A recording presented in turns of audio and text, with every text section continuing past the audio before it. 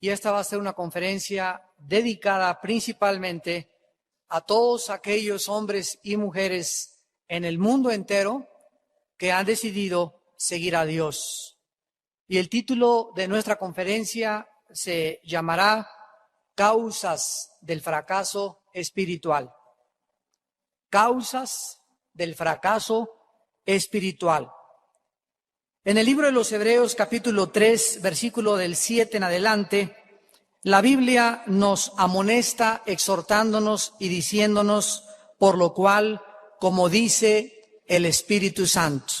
Entonces, es la voz del Espíritu Santo la que nos está hablando en este momento. Si oyeres hoy su voz, no endurezcáis vuestros corazones, como en la provocación en el día de la tentación en el desierto, donde me tentaron vuestros padres, me probaron y vieron mis obras 40 años, a causa de lo cual me disgusté contra esa generación. Y dije, siempre andan vagando en su corazón. No han conocido mis caminos. Por tanto, juré en mi ira, no entrarán en mi reposo. Mirad, hermanos, que no haya en ninguno de ustedes corazón malo de incredulidad para apartarse del Dios vivo. Antes exhortaos los unos a los otros cada día, en tanto que se dice hoy, para que ninguno de vosotros se endurezca por el engaño del pecado. Porque somos hechos participantes de Cristo con tal que retengamos firme hasta el fin. Con tal que retengamos firme hasta el fin nuestra confianza del principio. Entre tanto que se dice, si oyeres hoy su voz, no endurezcáis vuestros corazones como en la provocación. Capítulo 4 de Hebreos, temamos, pues, no sea que permaneciendo aún la promesa de entrar en su reposo, alguno de vosotros parezca no haberlo alcanzado.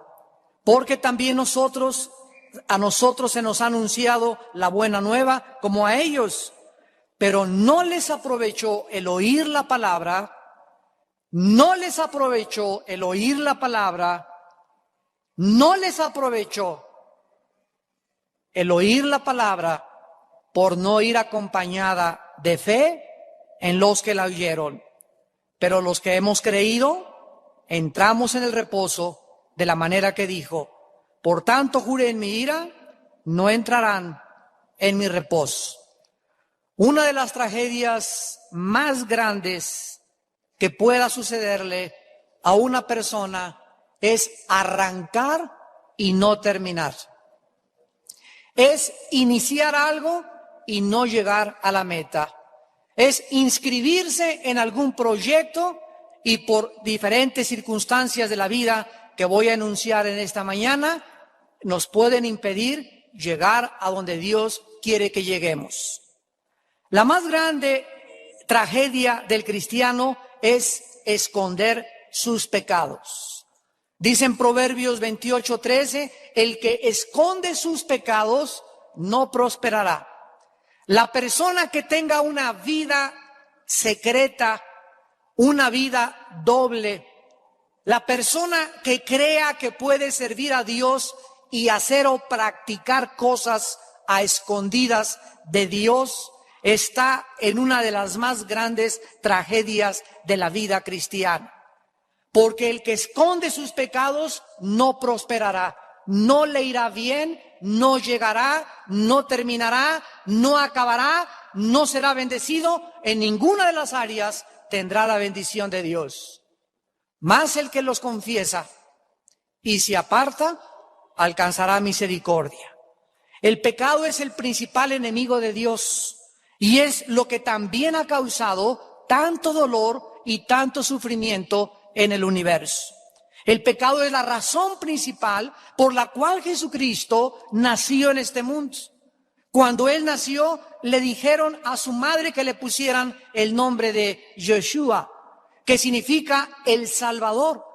El nombre no se lo puso Miriam, su madre, ni José, su padre, sino que se los puso el Espíritu Santo, porque en el carácter de ese individuo, de ese ser santo que estaba en el vientre de María, estaba revelado en su nombre Yeshua. En vista de todas estas consideraciones, el secreto para una vida cristiana fructífera y victoriosa será, jóvenes estudiantes, tomar en serio el pecado. ¿Cuál es la razón del fracaso de tantos cristianos? Porque el éxito no es de aquella persona que nunca ha caído en su vida o que nunca ha tenido un fracaso. El éxito es cuando una persona cae y se levanta. Esa es una persona de éxito.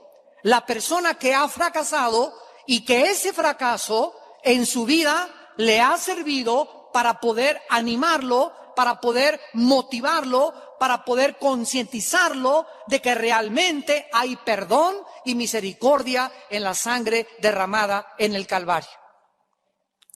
¿Cuál es la razón del fracaso de tantos ministerios cristianos? ¿Y cuál es la razón del fracaso de la mayor parte de las iglesias del siglo XX? La respuesta será siempre la misma: el pecado. El pecado cerrará los oídos de Dios a nuestras oraciones. El pecado nos impedirá conocer su voluntad. El pecado nos engañará haciéndonos creer de que somos autosuficientes.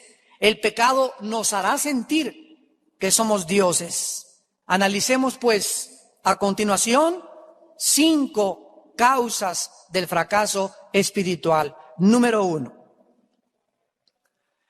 La primera causa por la cual un cristiano puede fracasar en su vida es no comprender la santidad de Dios. No comprender la santidad de Dios. La palabra santo, etimológicamente en el hebreo, es la palabra kadosh, que significa separado o apartado. El equivalente en griego es la palabra agios, con H. Y este es el único atributo que se repite 3 veces de Dios. O sea que cuando la Biblia dice Dios es santo, santo, santo, nos está mostrando que la esencia de la divinidad es la santidad. Dios no es justo, justo, justo, misericordioso, misericordioso, misericordioso, fiel, fiel, fiel. La única característica que se menciona 3 veces es Dios es santo, santo, santo, en Isaías capítulo 6. Cuando la Biblia dice que Dios es supremamente santo sobre todos sus atributos morales y eternos, implica que la justicia de Dios es santa, la fidelidad de Dios es santa, la ira de Dios es santa, el amor de Dios es santo. Todas las características y las manifestaciones de Dios tienen como trono, tienen como fuente, como origen, la santidad. Cuando nosotros entramos a la vida cristiana, debemos entonces saber lo que significa que Dios es santo. Pero, ¿de veras sabes tú? ¿De veras has comprendido tú lo que significa la santidad de Dios? Bueno, la primera cosa es que la santidad de Dios significa que el carácter de Dios le impide participar o tener nada que ver con el pecado. Dice Habacuc 1:13, muy limpio eres de ojos para ver el mal, ni puedes ver el agravio. Dice Romanos 6:23 que la paga del pecado es la muerte, por lo que nos habla que la santidad de Dios, en segundo lugar, está relacionada con que cuando Dios ve el pecado, tiene que ser castigado, porque el pecado es el principal enemigo de Dios. El pecado es la causa por la cual Satanás se rebeló. El pecado es la causa por la cual el mundo que vivimos ha sufrido tanto en más de 6,000 años de historia. Es el pecado la razón por la cual Dios tuvo que dejar arriba su gloria, no su deidad, sino su gloria, y bajar al mundo y hacerse como nosotros y sufrir golpes, desilusiones, frustraciones, rechazos, traiciones, persecución, groserías y la misma muerte en el monte Calvario. La razón fue el pecado. Por esta razón Dios castigó en nuestro lugar a su Hijo Jesucristo. Y nosotros tenemos que tomar en serio y tenemos que comprender qué cosa más horrible fue que Dios no perdonó a su Hijo. Y si no perdonó a su Hijo, ¿tú crees? ¿Podrías atreverte a creer que te va a perdonar a ti? A su Hijo no lo perdonó, sino que lo entregó y lo castigó, y su ira fue sobre su Hijo en la cruz. Él fue la propiciación, dice Romanos 13. Él fue el lugar donde la ira de Dios fue canalizada en la cruz del Calvario, y Él lo hizo para que nosotros no recibiéramos este castigo. Dice Hebreos 10:29, ¿cuánto mayor castigo pensáis que merecerá el que pisoteare al Hijo de Dios y tuviere por inmunda la sangre del pacto, en la cual fue santificado, e hiciere afrenta al Espíritu de gracia? ¿Cuánto mayor castigo pensáis que recibirá la persona que, sabiendo que yo no tengo por qué pagar por mis pecados, yo no tengo por qué irme al infierno, ya no tengo por qué sufrir el juicio de Dios, porque alguien, su Hijo en mi lugar, lo sufrió? ¿Cuánto mayor castigo pensáis que no sufrirá aquella persona que, sabiendo esto, pisotee y diga: no me importa la muerte de tu Hijo, déjame vivir como quieras, yo quiero ser mi Dios, yo quiero gobernar mi casa como a mí me da la gana, yo quiero poner mis propias reglas, déjame Dios, déjame, yo quiero vivir mi vida? Esa persona, ¿cuánto mayor castigo piensan ustedes que recibirá? Horrible cosa es caer en manos del Dios vivo. Dios tiene que castigar el pecado y tenemos que aprender a tomarlo en serio. Cada vez que el pecado entre a nuestra vida, cada vez que el pecado esté a la puerta de nuestra casa tocándonos, cada vez que el pecado nos asedie, tenemos que aprender a tomarlo en serio. Bueno, ya pecaste, ya dijiste esa mala palabra, ya viste a esa mujer con ojos de adulterio, ya hiciste una tranza en tu trabajo, ya basta. Ahora confiésalo, sácalo de tu vida. Díselo a Dios: Señor, he pecado contra ti, he pecado contra el cielo, y la sangre de Cristo nos limpia de todo pecado. No le sorprende tanto a Dios que nosotros caigamos, porque Él conoce nuestra condición, sabe que somos polvo. A Dios le enoja que no tomemos en serio el pecado, que lo escondamos por allá y lo echemos en el fondo de nuestro corazón creyendo que Él no nos ve. En segundo lugar, la segunda causa del fracaso espiritual es no conocer el engaño de nuestra antigua naturaleza. En el libro de Romanos, capítulo 7, versículo 15 al 21, encontramos las palabras de un hombre de Dios, un león de Dios, un guerrero de Dios, un valiente de Dios, un hombre que tal vez después de Jesucristo es el que más ha sufrido por causa del Evangelio de Jesucristo. Y me refiero al apóstol Pablo. Este hombre de Dios escribe en el capítulo 7 Romanos, versículos del 15 en adelante, las siguientes palabras: porque lo que hago no lo entiendo, pues no hago lo que quiero, sino lo que aborrezco, eso hago. Y si lo que no quiero, esto hago, apruebo que la ley es buena. De manera que ya no soy yo quien hace aquello, sino el pecado que mora, que habita, que está dentro de mi vida. Y yo sé que en mí, esto es, en mi carne, no mora el bien. Acordémonos que está hablando un cristiano. Dentro de nosotros, no importa el nivel espiritual que alcancemos, no importa la estatura que alcancemos teológicamente, no importa las grandes obras, los millones de almas que hayamos ganado, no importa el pináculo del éxito espiritual al que hayamos llegado, no importa la situación, siempre recuérdenlo, dentro de nosotros hay maldad. Dentro de mí no mora el bien.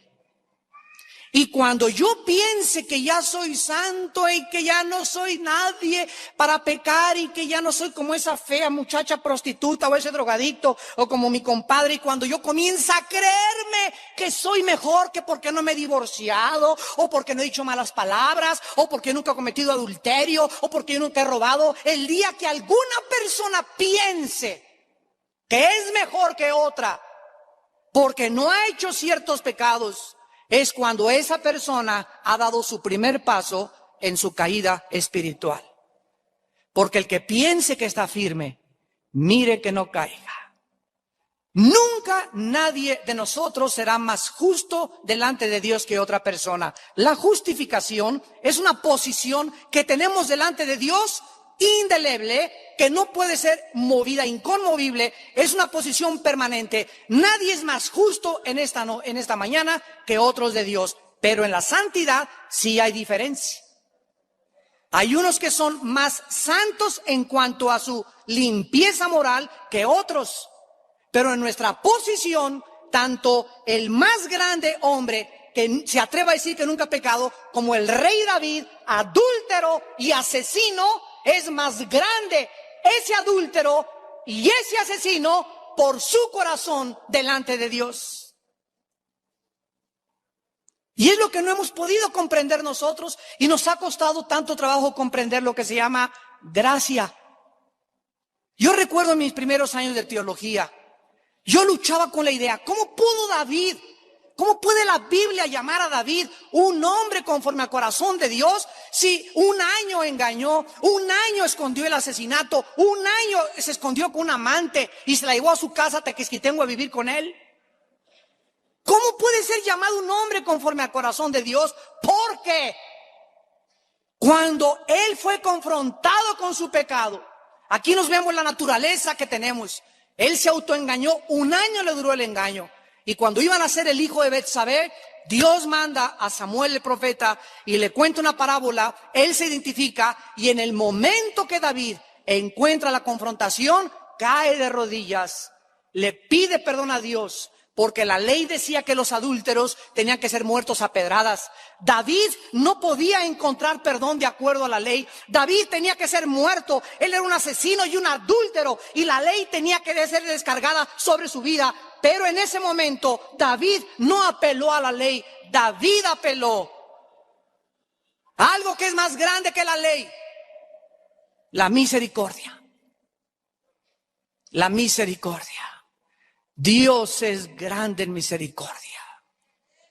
Y esto significa que Dios no nos castiga como deberíamos de ser castigados por su misericordia. Pero David no se pasó de listo. David ya no se burló de Dios. David jamás volvió a adulterar. David jamás volvió a asesinar. Lo que él sufrió le sirvió para toda su vida. Y Dios le dice que aun cuando él cayó y pecó hasta lo más bajo y profundo, él tenía un corazón que le dijo a Dios: levántame y perdóname, que te quiero seguir sirviendo. Eso se llama gracia. Y esa gracia Dios la manda abundantemente. Pero hay una sola condición para esa gracia. Parecería paradójico, porque la palabra gracia significa que no la merecemos. Pero sin embargo, Santiago 4 nos dice que es a los humildes a quienes Dios les da esa gracia. A los que reconocen su condición de dependencia delante de Dios. Cuando nosotros no entendemos que dentro de nosotros no mora el bien, nos vamos a confiar. Cuando un joven sale con su novia y no se va con ninguna otra persona y se la lleva a Cuernavaca y no oran y no llevan la Biblia y no llevan un chaperón detrás con ellos. Cuando vas al cine a ver una película clasificación C con tu novia y la novia no es lo suficientemente lista ni inteligente para ver, chiquito, déjame checar la clasificación antes de ver la película que me estás llevando a ver. Cuando nosotros comenzamos a confiarnos que la hacemos en la carne, es cuando tentamos a Dios y por no comprender la maldad que tenemos, nos va a causar algún día un dolor de cabeza. Yo les he dicho a todos los varones durante todos los años de mi ministerio, nunca le den consejería a una mujer sola. Nunca. Las mujeres son sensibles y son emocionales. Y cuando llega la mujer, ay, pastorcito, que no sé qué, cuidado porque mis emociones se pueden involucrar con esa mujer y al ratito ya estás hasta apapachándola. Imagínate que venga el esposo y que te vea, ¿no? Pastorcito, va a decir el esposo. No podemos nosotros involucrar, no podemos nunca un hombre casado darle un aventón a una mujer sola. Jamás. Hermano, está lloviendo, te pago el taxi y te vas a tu casa en taxi. Menos cuando está lloviendo, ¿verdad? Y menos cuando el popo erupte. No confiemos en la carne. No confiemos en la carne. Las mujeres se pueden involucrar fácilmente con un hombre también. No confíen en su naturaleza pecaminosa. Esta es la razón del segundo fracaso en la vida cristiana. No confiar demasiado en la carne. No saber que hay maldad entre nosotros. Basta nada más que tengas musiquita de Ray Conniff. Que no haya nadie, una sola copita, eso es suficiente. La Biblia la vas a dejar hasta en el baño. Para que te involucres sentimentalmente por las emociones alrededor en un adulterio o en un problema, porque no quisiste entender que la carne es traicionera. No renten películas, no tienten a Dios. Dios quiere que sepamos que la carne está viva dentro de nosotros. Y hasta el día de nuestra muerte, a los 90 años que nos muramos, a los 85, ahí en la cama, ahí en el hospital, ahí ya los últimos estertores de la muerte, ahí vamos a seguir sintiendo el deseo de pecar. Esta maldad Dios no la sacó cuando nosotros nos convirtió en nuevas criaturas. Dios dejó dentro de nosotros lo que dice Efesios, el viejo hombre, la antigua naturaleza. Dios solamente pagó por las consecuencias de esos pecados. Pero ahí está la maldad entre nosotros y dice 1 Juan, el que diga que no tiene pecado, el que diga que ya no tiene maldad, el que crea que ya es querubín, se engaña a sí mismo. En tercer lugar, no tener temor de Dios. ¿Cuántos cristianos saben lo que significa temer a Dios? El temor de Dios es la conciencia continua de que Dios nos ve. Dios nos ve, sus párpados nos examinan, sus ojos nos conocen. Dios sabe perfectamente bien mis motivos para servirlo. Dios sabe los más profundos anhelos de mis pensamientos. Salmo 139. Aún no me siento cuando Dios sabe dónde me voy a sentar. De lejos Él conoce mis pensamientos, conoce mis ideas, conoce mis tendencias, sabe hasta dónde estoy endurecido. Dios conoce y escudriña el corazón del hombre. Dice Proverbios 15:3, los ojos de Jehová están en todo lugar, mirando a los buenos y a los malos. Génesis 16:13, tú eres Dios que ve. Salmo 139:1, oh Jehová, me has examinado y has entendido desde lejos mis caminos. Todos mis caminos te son conocidos. Proverbios 5:21, los caminos del hombre están delante de Jehová y Él considera todas nuestras veredas. Hay un Dios en los cielos que sobrepasa mi capacidad de asimilarlo y de comprenderlo, pero ese Dios es un Dios santo, me ha llamado a la santidad y hay maldad dentro de mi vida. No debo de confiar en mi vida y debo de entender que si yo tengo temor de Dios, no hago lo que hacía estando escondidas. Si tú tienes temor de Dios, no comprarías las revistas que compras cuando nadie te ve. Si tú tuvieras temor de Dios, no rentarías las películas que rentas cuando nadie te ve. Si ustedes tienen temor de Dios, jóvenes, no harían solos cuando están en su noviazgo las cosas que haces con tu novia y las caricias que le permites a tu novio, pero lo hacen porque no tienen temor de Dios. Si tú tuvieras temor de Dios, no tendrías dobles libros de contabilidad en tu trabajo. Si tú tuvieras temor de Dios, no afectarías ni duplicarías tus facturas. Si tú tuvieras temor de Dios, no verías a esas mujeres como las ves cuando tu esposa va junto en tu coche y tus hijos detrás de ti. Cuando tú tienes temor de Dios, no ves esas cartulinas ni esas mujeres en los puestos de revistas. ¿Por qué? Porque sabes que hay un Dios que te ve y a Él no le agrada, en cuarto lugar, el adulterio. El adulterio es la cuarta causa del fracaso espiritual, y estoy hablando de la falta de lealtad, no solamente en el matrimonio, porque puede haber adulterio, aunque no implícitamente ni teológicamente en el noviazgo, pero cuando un joven anda con una muchacha y una muchacha anda con un joven y no se comienzan a preparar para ser leales desde que salen juntos, tampoco lo serán cuando se casen. Puede haber también una traición, una falta de lealtad al que sirves, a tu pastor, a tu iglesia, al socio de tu compañía, a tus padres, a tus hermanos. Esa traición entre nosotros, esa causa que nos hace ir y darle una puñalada, hablar mal de una persona por detrás, a Dios no le agrada, y eso Dios lo castiga con mucha severidad. Dice en Malaquías capítulo 2, acabando el Antiguo Testamento y diciéndoles Dios: Something just to put on my mind. Something just to put on my mind. My mind. Yeah, yeah, yeah, yeah. Yeah. Something just to put on my mind. Anytime I see you, you are always on my mind. But no time to talk to you. I've been thinking all night, all day, just to get attention, just to drive your attention away from my mind, just to talk to you right. You the part of my mind. You the traveling so fly.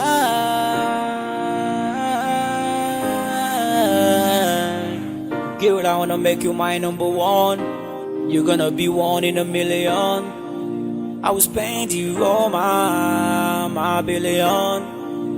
Yeah, you are the one on my mind, one of a kind, one in a million. Yeah.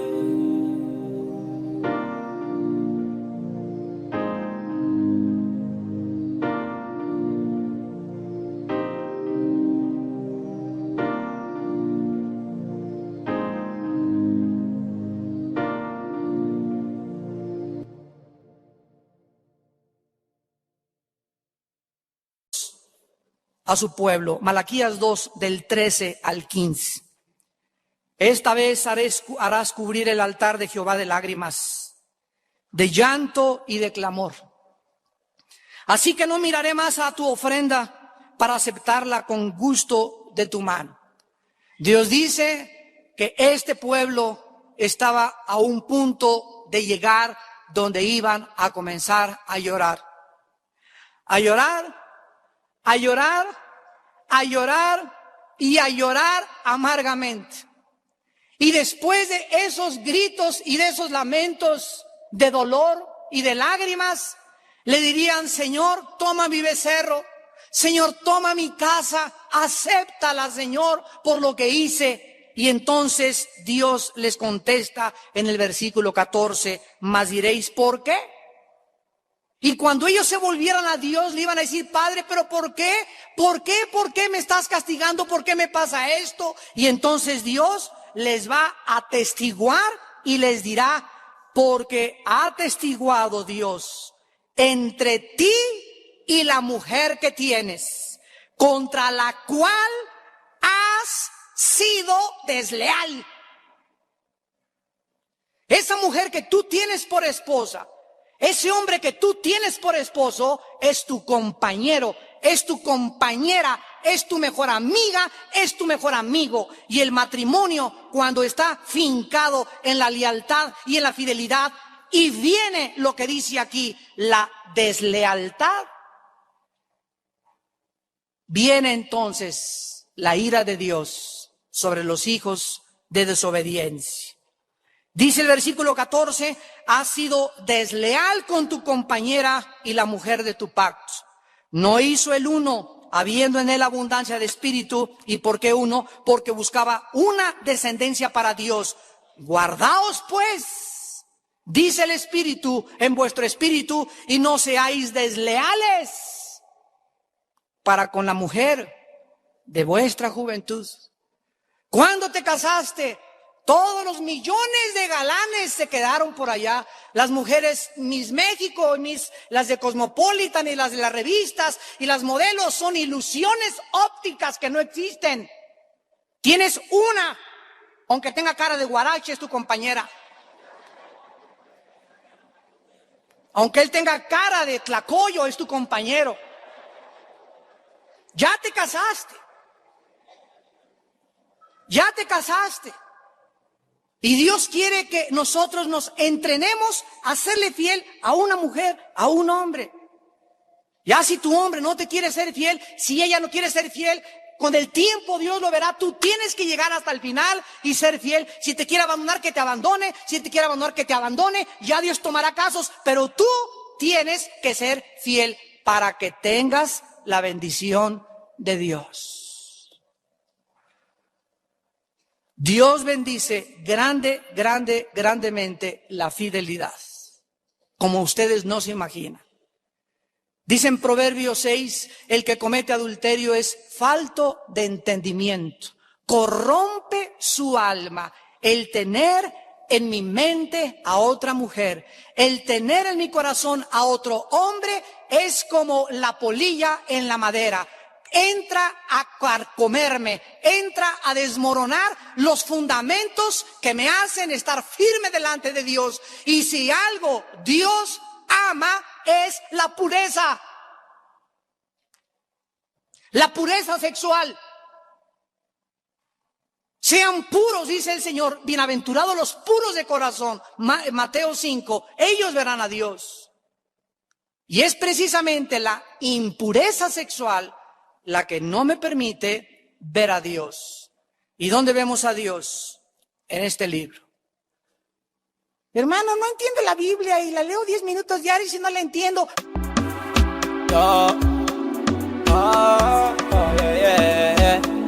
Yeah, on a slow move, just take it low.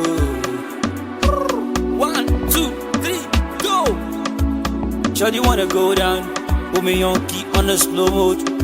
Yeah, make you slow down. Give me the vibe on the low down. I like the way you roll it. I like the way you rotate. Just call me the bartender. Give me some wine, Bacardi Rosé. I wanna pop to shy. I wanna live my life to shy. Don't it lucky, don't it shocky. Give me the fire, give me on key. Tempo, that's when on it. So I'm on flexing life. I'm on flat tire. I want to make a fresh shy. Over try. I want to make a fresh shy. Tonight, no time for darling. Put me in the club, no time for stopping. Everybody flex, no time for it. No be say we no bad, no be say we no tight. But we better than them, we are better than the baddest. See them now in the craze.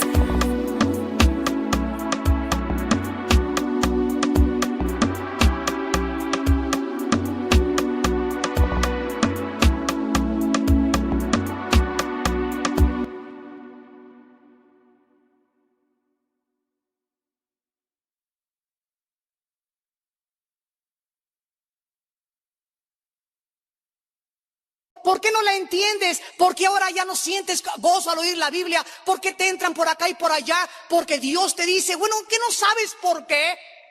Sí, ¿por qué? Porque has sido desleal con tu compañera. Hay pecado de adulterio en tu corazón. Y hasta que ese pecado no esté cubierto por la sangre de Cristo, Dios no tiene nada que ver con nosotros, porque Él es un Dios santo. En quinto y último lugar, no tener una vida disciplinada. Es increíble que el apóstol Pablo haya escrito en su primera carta a los Corintios, capítulo 9, versículo 25 al 27, todo aquel que lucha, de todo se abstiene. Los atletas y los que compiten en las Olimpiadas se entrenan 5, 3 años, 4 años, no comen helado, se ponen a dieta, hacen ejercicio para recibir una corona, una medalla que se va a oxidar con el tiempo. Como decía Joaquín Capilla, ahora con mis medallas olímpicas juego a la rayuela. Coronas, premios que los hombres nos dan, pero nosotros una incorruptible. Así que, dice Pablo, yo de esta manera corro, no como a la aventura, de esta manera peleo, no como quien golpea el aire, sino que golpeo mi cuerpo y lo pongo en servidumbre. No sea que habiendo sido yo el gran Pablo, misionero, león, guerrero, con maestría, teología, doctorado y 5 premios Nobel, venga a ser eliminado. ¿A qué le temía Pablo? Más que cualquier otra cosa que pudiera convertirse en un obstáculo que le impidiera acabar su carrera, con no tener un cuerpo disciplinado. Hermanos en Jesucristo, nosotros debemos de entender 2 cosas. Tengo una mente, un espíritu y un cuerpo físico.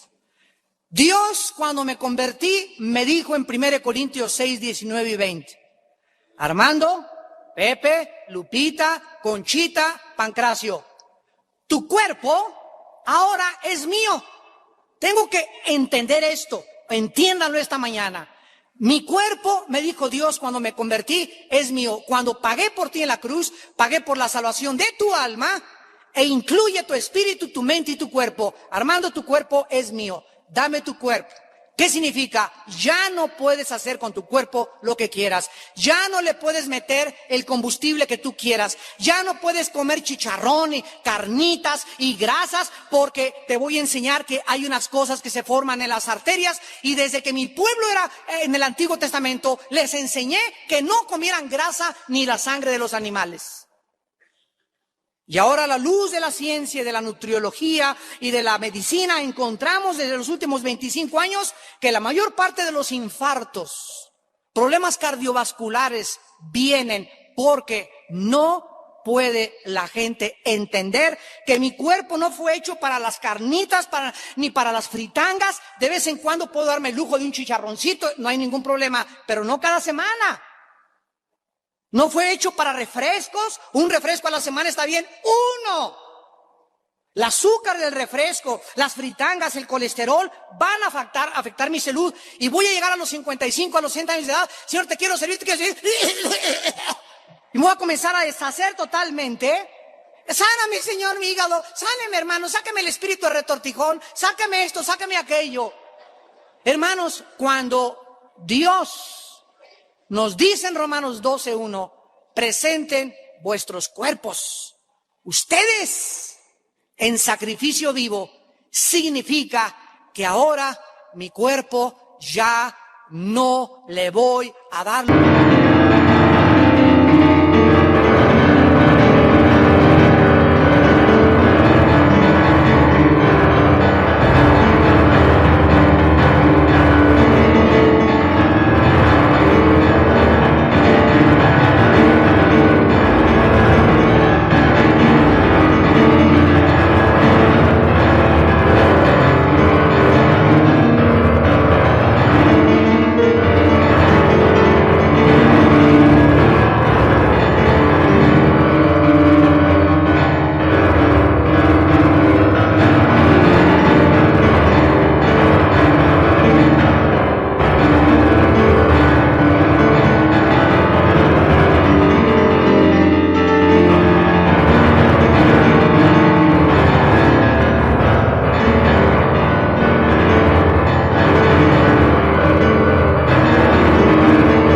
que me pide.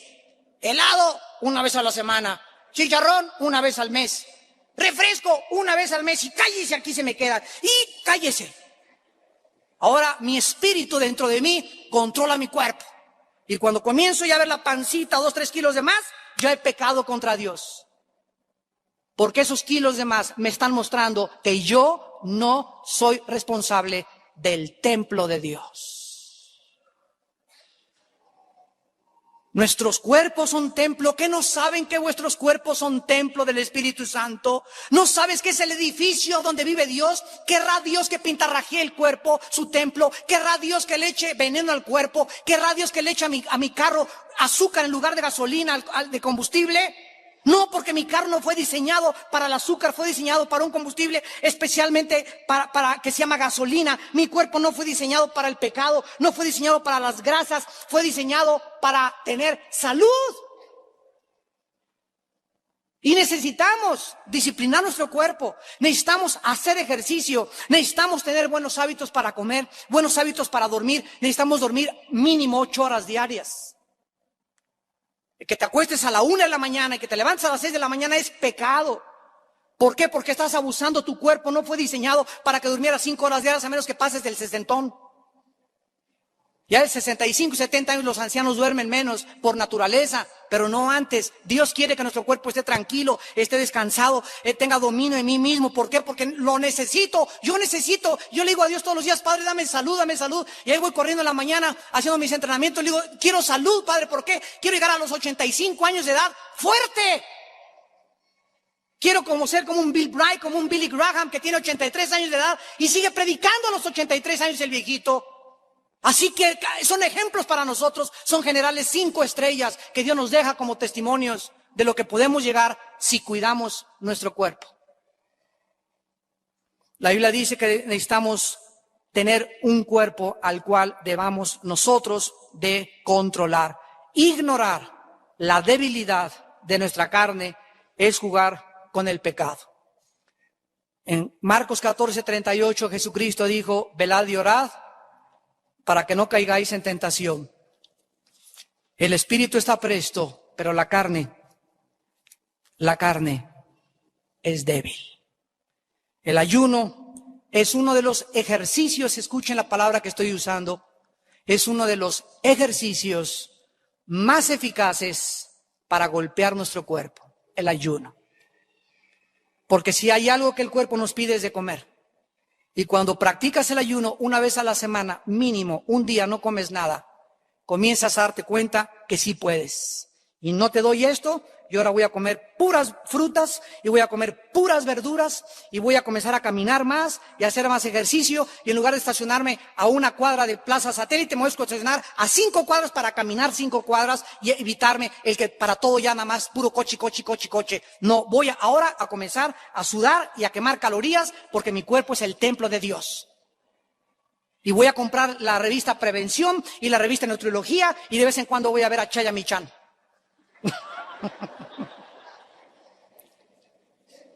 ¿Saben una cosa? Lo que nos ha dicho Dios, que el diablo nos ha quitado muchas cosas y ahora se las vamos a arrebatar nosotros al diablo.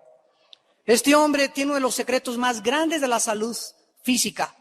El famoso Chaya Michan que tiene su hospital allá en Tepoztlán. Tiene uno de los secretos más grandes para la salud física, quitando la filosofía oriental y la famosa orina, ¿verdad? Todo lo demás, lo que él dice, yo le digo, estoy de acuerdo. Son increíbles las recetas para poder purificar el cuerpo físico. Ojalá que este hombre conociera a Cristo. Pero mire lo que hace el diablo, agarra personas involucradas en el hinduismo y en el budismo y les da los secretos del cuerpo, porque Satanás le dijo a Job, piel por piel todo lo que el hombre tenga dará por su alma. Satanás sabe que anhelamos tener salud y mete los secretos en esas personas. Ahora es el tiempo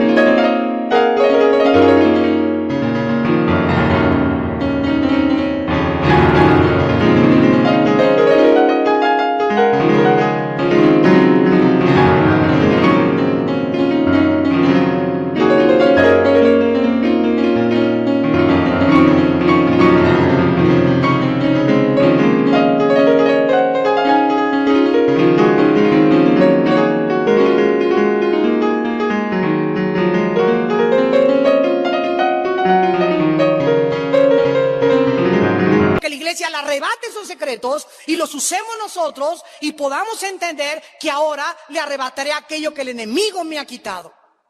Y todas las cosas que Dios nos ha dado y nos ha quitado el diablo, es tiempo que la iglesia las recupere. Por muchos años la iglesia se olvidó mucha espiritualidad y mucha mente, y los cristianos se olvidaron de su cuerpo, y Dios nos está sacudiendo con enfermedades, con problemas, con diabetes avanzadas, con problemas cardiovasculares en cristianos jóvenes y mujeres, con gordura. ¿Por qué? Porque se nos olvidó que también nuestro cuerpo es algo importante para la vida cristiana. Y si no lo entendemos, no llegaremos a la meta jamás. Oremos. Señor, te damos gracias por tu palabra, porque toda ella es útil para enseñarnos, redarguirnos, corregirnos y hacernos aptos para el ministerio. Padre, te damos gracias porque predicamos tu palabra, no a nosotros mismos. Y no podemos tomar de tu palabra lo que solamente nos conviene, sino debemos hacer caso a todo el consejo de Dios.